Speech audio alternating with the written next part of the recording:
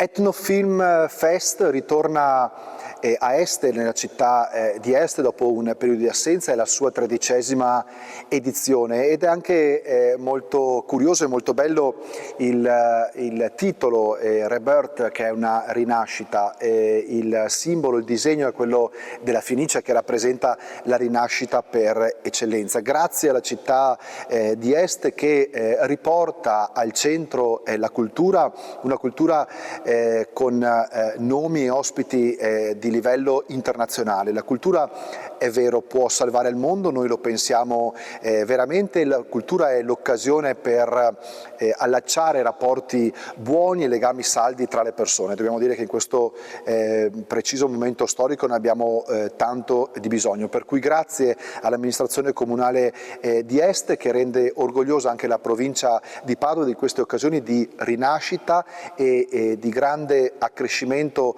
culturale per tutto il territorio della provincia. Sì, il Etnofilm Festival torna a Este in modo importante perché ripropone una serie di documentari fondamentali per capire l'essenza dell'uomo innestato sull'ambiente. Una proposta di grande ricerca con un valore umanista molto alto che ci permette di essere tra le prime e poche realtà in Italia di questo tipo di esperienza. Sì, abbiamo accolto molto volentieri questo ritorno dell'Etno Film Fest ad Este, un ritorno importante perché avviene in un momento in cui si celebrano anche degli anniversari importanti, i 30 anni del Centro di Studi sull'Etnodramma e i 10 anni della Scuola di Cinema appunto sull'Etnodramma. Quindi siamo molto contenti di ospitarlo, anche perché queste edizioni di passaggio, mi verrebbe voglia di dire, sono sempre molto interessanti perché permettono di fare sintesi su un percorso, ma anche di gettare uno sguardo molto serio, potremmo dire anche approfondito, su quelle che possono essere le evoluzioni future.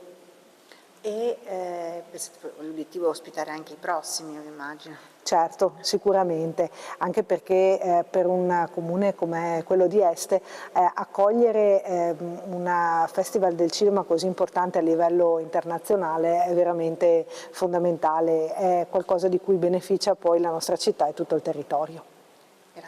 Sì, è un ritorno sicuramente celebrativo perché quest'anno sono anche i 30 anni del Centro Studi sull'Etnodramma e sono i 10 anni della prima e unica scuola in Italia dedicata al documentario etnografico e quindi per noi è anche un anno, come dire, speciale, il 2025. A questo si aggiunge la riapertura dell'Etnofilm Fest e questo ci fa particolarmente piacere.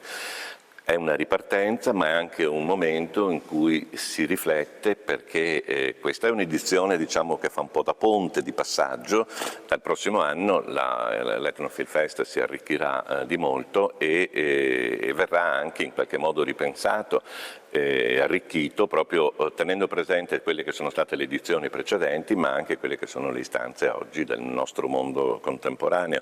Infatti fino alla edizione 12ª noi abbiamo sempre, è stata una scelta di lavorare solo ed esclusivamente con la documentaristica italiana, quindi nei 12 anni le produzioni sono sempre state esclusivamente italiane, ovviamente erano sguardi sul mondo, però partivano dall'Italia, mentre dalla prossima edizione il festival diventa internazionale e avrà un primo filone proprio dedicato all'America Latina, con la quale noi abbiamo un canale aperto importante con il Messico da molti anni, col Ministero della Cultura, e a partire dall'anno successivo poi anche un osservatorio importante che apriremo a Hong Kong per la parte dell'Asia.